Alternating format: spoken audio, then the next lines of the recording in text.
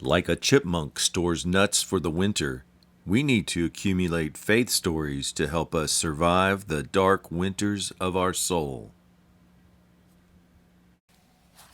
Top of the morning to you.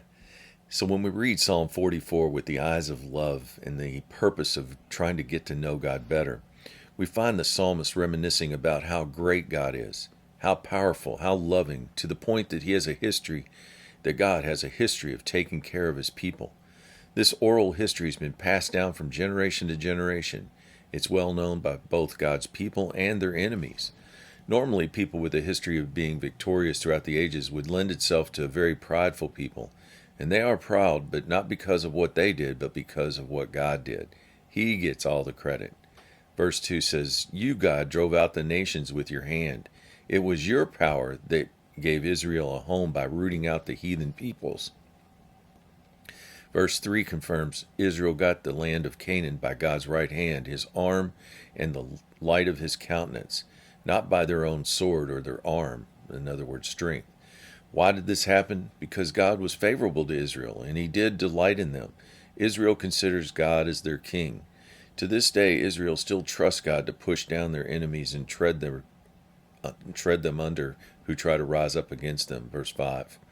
Verse 6 confirms this is choice.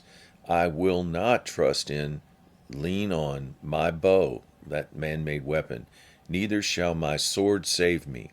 This is not just something God's people whisper about. Verse 8 says, "In God we have made our boast. All day long we will choose to give you thanks forever." Then in verse 9 through 16 happened. Israel's enemies have risen up to attack, and they are seemingly winning. Now the enemy is taunting them, saying, "Where's your God now?"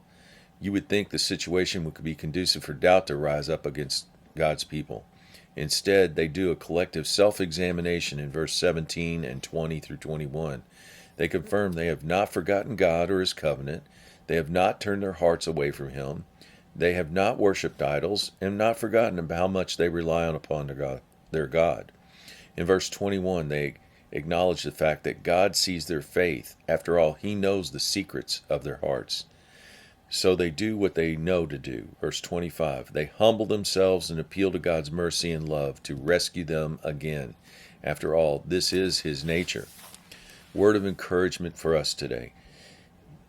Before trouble hits, and it will, load up your faith with remembering how much God has done for you in the past. Much like a squirrel or a chipmunk stows away nuts for the winter. That way you have something to draw upon during the dark winters of your soul that try to snuff out your hope in God's mercy and love for you. Have a great day.